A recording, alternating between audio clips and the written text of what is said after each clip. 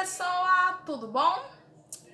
Já deixa seu like, tá? Não é um assunto fácil pra mim vir estar falando aqui, é um assunto bem tenso, então já deixa seu like, valoriza aí, por favor. Pra quem ainda não viu, meu primeiro vídeo foi reagindo a propagandas racistas, eu vou deixar aqui nos cards pra você conferir esse vídeo, assistir aí, é uma coisa, né, diferente. E o de hoje seria reagindo a propagandas antigas, machistas, propagandas assim, meio bizarras sobre eletrodomésticos e algumas coisas assim. Porém, teve um assunto relacionado ao universo feminino que eu precisei vir aqui falar, infelizmente, que é essa nova lei aí, deixa eu ver o nome certinho, minha gente, que eu tô... PL 453. E o que é isso? Eu vou estar falando sobre, e sobre os assuntos que são abordados, aquilo que me revoltou, que me incomodou, e que me levou a gravar esse vídeo, mesmo sendo um tema bem delicado e uma coisa sobre a qual eu não pretendia falar aqui no canal, mas enfim. Às vezes as circunstâncias fazem a gente perceber necessidades e eu tô aqui pra ser relevante, né? Então é isso, né? Bora pro vídeo. Se ainda não deixou o like, deixa, por favor. Então, antes de falar sobre esse projeto de lei, eu vou falar sobre como é tratado, qual o tratamento dado atualmente a uma vítima de estupro no Brasil. Então, primeiramente, se ela for a uma unidade de saúde, lá mesmo já é encaminhado duas coisas, primeiramente. A pílula do dia seguinte, caso tenha entre 24 horas e 5 dias do ocorrido. E também um conjunto de... O nome é profilaxia pós-exposição, que é um conjunto de medicamentos para prevenir doenças sexualmente transmissíveis, ou caso ela tenha sido infectada, esses medicamentos servem para que não se manifeste de uma forma... para controlar, né, a manifestação dessas doenças. Então o nome é profilaxia pós-exposição, e é um conjunto de medicamentos bem pesado até. E a primeira coisa, quando uma mulher é estuprada, se ela for direto para uma unidade de saúde, é esse o tratamento. Se ela for a uma delegacia, primeiro ela é encaminhada à unidade de saúde. Em seguida, na delegacia, o que acontece? Primeiramente, ela vai ser interrogada, assim, como se até mesmo a suspeita fosse ela. Porque não, no nosso país a palavra da mulher não basta. Vão fazer um monte de perguntas. Muitas vezes tem delegado que até zomba da vítima, não acredita nela. Tem vários tipos de casos, vários relatos que, se você for pesquisar, você fica assim, sabe? Não dá pra engolir. E é isso que acontece. O certo é que ele faça as perguntas ali pra ela, pergunte se ela tem alguma prova, alguma coisa, né? Bizarro seria, porque ninguém vai filmar ou fotografar enquanto tá acontecendo uma coisa dessa. E aí... também eles pedem a roupa que a vítima estava usando, para que eles possam analisar impressões digitais, fluidos corporais e outras coisas assim, como uma forma de prova. E é feito o exame de corpo de delito, que é uma coisa muito assim invasiva, desagradável. Se vocês quiserem pesquisar a respeito, pesquisem para saber como é feito, que é para realmente comprovar, tanto que se tiver muito tempo que aconteceu, acaba muitas vezes o criminoso nem sendo preso, nem sendo identificado se tiver muito tempo, porque não dá pra, nesse exame, né, que é justamente pra ver se tem vestígio de sêmen e outras coisas lá, que é mega invasivo e constrangedor pra caramba. E a ideia da legislação atual é minimizar o dano causado, minimizar e tentar reparar o dano causado à vítima. Ou seja, focando no que for melhor para a saúde física e emocional, psicológica da vítima. Então ela é encaminhada para um acompanhamento psicológico, é procurada apurar, né, tipo, como é que tá a saúde dela, se ela tá grávida ou não e tal. E caso ela engravide desse abuso, o que acontece? Nesse acompanhamento psicológico, para ela identificar aquilo que vai ser melhor para ela, aquilo que ela prefere, se ela vai prosseguir com aquela gestação porque é um direito que ela tem, caso ela queira, caso aquilo seja melhor para ela, caso aquilo vá fazer com que ela se sinta melhor, ou interromper. Porque a legislação atual dá o direito de que ela escolha. Ela não teve o seu direito de escolha de ter ou não a relação sexual respeitado. Ela não teve seu direito de escolha de usar ou não um preservativo respeitado. Você acha que o estuprador vai botar camisinha? Vai se preocupar com isso? É lógico que não, né? Mas a legislação permite que pelo menos o direito de escolher, caso ela fique grávida, né? Porque é logo, tipo, administrar a pílula do dia seguinte, justamente para que ela não fique, para que minimize os riscos, mas essas coisas falham. Então, caso ela fique, ou caso tenha acontecido antes, ou caso o período de tempo, a pílula do dia seguinte já não funcionaria mais.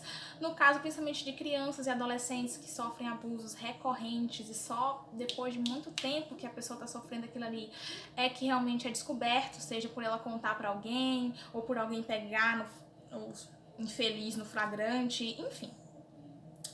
Seja qual for o motivo pelo qual não se dê para evitar que a gravidez aconteça, ela tem o direito de decidir se ela quer permanecer ou não. No caso de crianças, eles procuram fazer de uma forma mais sutil para evitar o trauma para aquela criança, né? Principalmente depende da idade ali, como 10 anos, 9, muitas vezes tem criança que menstrua com 8 e aí sofre um abuso, engravida. É cara a barbaridade, gente, que esse mundo, eu não sei onde que vai parar, não. Mas esse é o tratamento atual. E esse tratamento, ele minimiza os danos, porque de qualquer forma, gente, é o pior tipo de violência que existe na face da terra. É preferível ser assassinada, é preferível apanhar, é preferível qualquer tipo de violência do que isso. E fere uma coisa tão íntima que é a questão da relação da sexualidade, uma coisa que é tão íntima. E uma coisa que é tão nossa, que é o nosso corpo. É uma coisa tão... Gente, não tem como pôr em palavras o trauma que fica para uma pessoa que sofreu esse tipo de abuso pro resto da vida. Como... Vou falar alguns exemplos, gente. A pessoa nunca vai esquecer disso.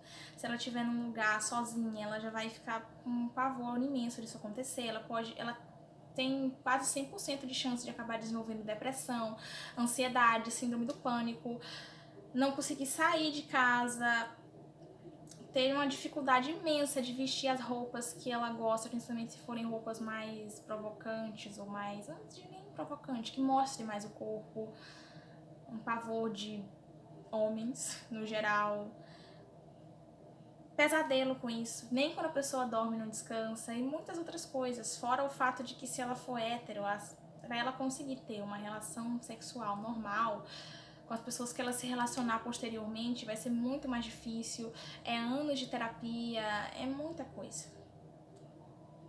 E a legislação atual busca pelo menos diminuir esse dano, reduzir o dano, ou pelo menos não causar mais danos, né? Porque é um tipo de violência terrível que muitas vezes deixa marcas no corpo, mas o pior impacto mesmo é pra mente. E daí a gente vê esse PL 453, que o nome tá escrito Estatuto da Gestante. Aí na emenda, eu vou deixar o link aqui para vocês lerem, se informarem mais a respeito, leiam o artigo completo, enfim, eu vou só falar um pouco sobre ele. Emenda, dispõe sobre o Estatuto da Gestante. Parece o quê? Quando fala Estatuto da Gestante, o que vem à sua cabeça? Na minha mente pensante aqui, o que eu penso? É algo para proteger e defender os direitos daquelas mulheres que, por acidente, no caso de não conseguirem se prevenir ali corretamente, enfim, ou no caso de escolha, estão gestantes. Estupro não é acidente e nem é escolha, é violência, é abuso. Mas enfim, na minha mente, o Estatuto da Gestante seria isso, né? Dispõe sobre a proteção da gestante e põe a salvo a vida da criança por nascer desde a concepção. Cria auxílio para o filho de mulher vítima de estupro. Quando você lê essa parte, o que você pensa? Ou seja, caso a mulher decida, opte por continuar com a gestação, afinal ela tem esse direito, aí ela ainda vai, né, esse filho dela vai receber um auxílio. Puxa, que legal, que interessante. Situação atual em tramitação. Relatora atual, senadora Simone Tebet, uma coisa assim, a gente não sei falar direito, mas vou colocar bem grandão o nome aqui pra vocês, que a gente tem que dar nome aos bois. Último local, dia 4/3/2021, no plenário do Senado Federal, Secretaria Legislativa do Senado Federal. Ok, né? Aí tem o lugar para você dar a sua opinião, que eu vou deixar o link aqui, que eu quero que vocês opinem, por favor. E o documento, que não tendo um pouco de dificuldade aqui com o meu PC, que não me obedece. Mas enfim. Quando eu conseguir, eu vou ler uns pedaços aqui pra vocês. Ele fala muito sobre... Ele usa muitas palavras direitos humanos, essa coisa arada toda. Agora deixa eu ir aqui pra mim ler o artigo 9º e o 10º, se não me engano, que são os que vão interessar aqui para o nosso vídeo, tá? Eu acho importantíssimo você ler todo, mas enfim, ó. O genitor possui direito à informação e cuidado quando da concepção em vistas ao exercício da paternidade, sendo velado a gestante negar ou omitir tal informação ao genitor sob pena de responsabilidade. Na hipótese de aí, o artigo 10º. Na hipótese de a gestante vítima de estupro não dispor de meios econômicos suficientes para cuidar da vida, da saúde, do desenvolvimento e da educação da criança, o Estado arcará com seus custos respectivos de um salário mínimo até a idade de 18 anos da criança, ou até que se efetive o pagamento da pensão alimentícia por parte do genitor ou outro responsável financeiro especificado em lei, ou venha a ser adotada a criança, se assim for vontade da gestante conforme o regulamento, tá? Ok. Até aí, tudo bem, né? Tá bem claro a questão. Só que aqui embaixo, na parte da justificação, fala muito dos direitos da vida, direitos fundamentais do ser humano, direito à vida, blá, blá, blá, blá, blá, blá, blá, blá, blá. E fala-se muito, ó, eu vou ler um negócio aqui pra vocês, ó. A inviolabilidade da vida humana é garantia constitucional, segundo o artigo 5º, em cláusula pétrea da nossa Carta Magna, corroborada pelo Código Civil Brasileiro, que explicita em seu artigo 2º, confirmando que a lei põe a salvo, desde a concepção, os direitos do nascituro. Essa palavra difícil, coisa enjoada de ler, mas tudo bem. Então, o que acontece? No caso, ele está dizendo que o direito à vida, o direito constitucional, né, do ser humano, a vida, é desde a concepção.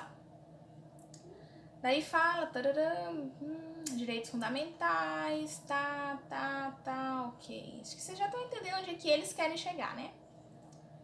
Fala muito sobre direitos humanos, direitos. Fala da Declaração dos Direitos da Criança, Estatuto da Criança e do Adolescente.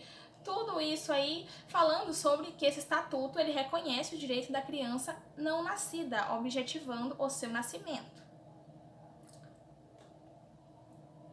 E nesse ponto aí, você já entende que esta legislação está tratando contra a interrupção da gravidez, que é permitida em 3 casos no nosso país.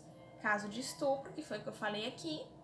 Caso de a criança não ter cérebro, ou seja, a criança que não tem cérebro, ela não vai ter uma vida, ela não vai brincar, ela não vai viver. Ela vai nascer já morta, porque na verdade, não sei se vocês estão entendendo, ela não tem cérebro de jeito nenhum. Não é que ela ainda não tem cérebro, é que ela não tem nem vai ter por causa de alguma coisa congênita, entendeu? Então, ou seja, esse bebê, ele não vai viver, entendeu?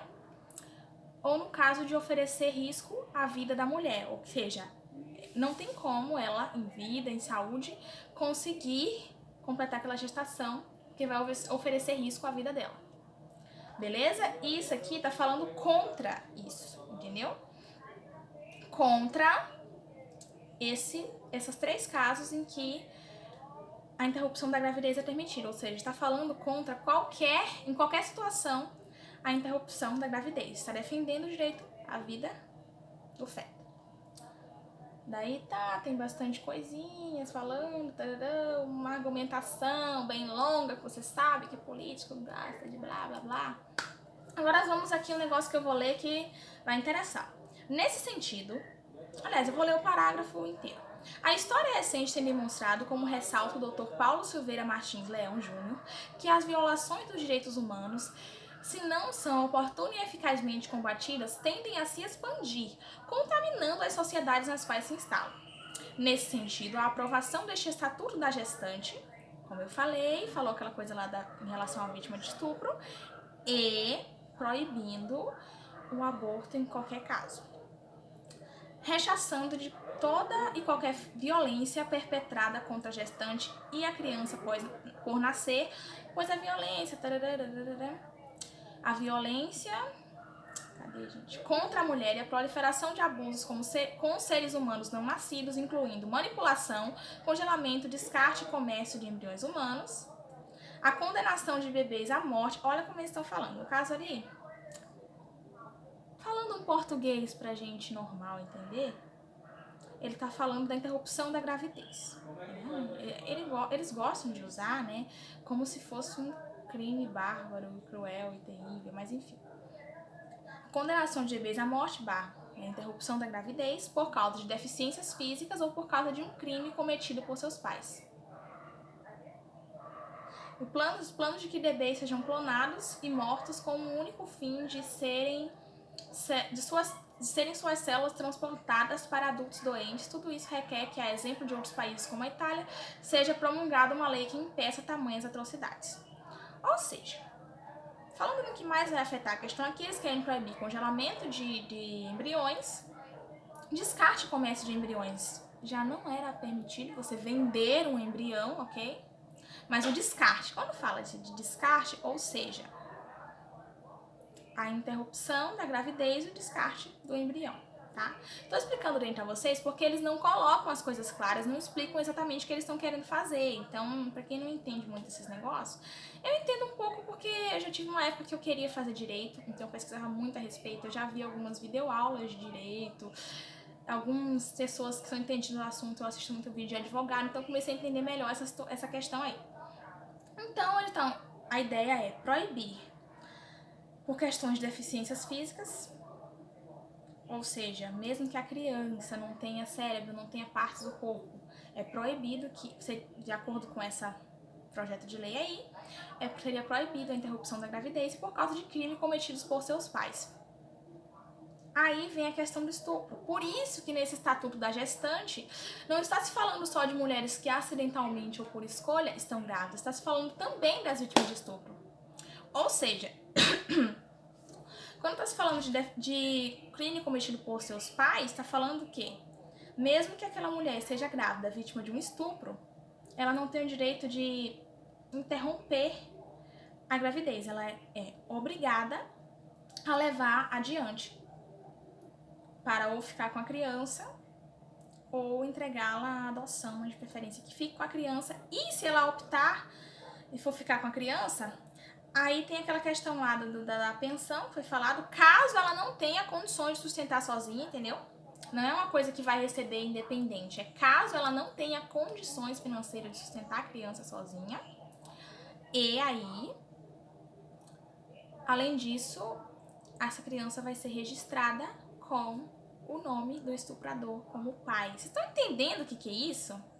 E aí essa mulher vai ser obrigada a conviver com ele porque ele é o pai da criança. Não obrigada a estar casada com ele ou vivendo na mesma casa, mas enfim, todos os direitos que um pai, vamos dizer, por exemplo, quando um casal se separa, todos os direitos que o pai tem sobre a criança, o estuprador vai ter sobre o fruto do crime cometido por ele. Vocês estão entendendo isso? Obrigar uma mulher a seguir com uma gestação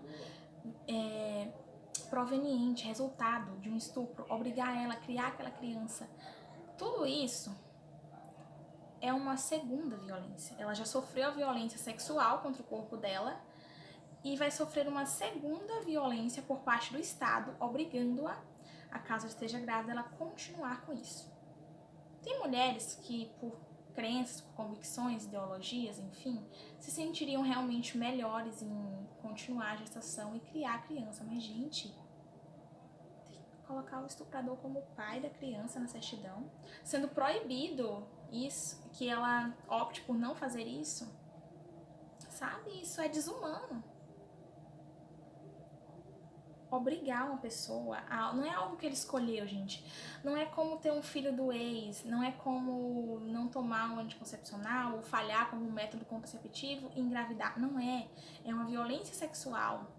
Ao invés de o Estado minimizar os danos à saúde mental da vítima, ele vai estar causando outro dano, outra violência, que é de obrigar ela a carregar no seu corpo o fruto disso, a parir um filho do estuprador dela e ainda registrar com o nome dele. Vocês têm noção do que é isso?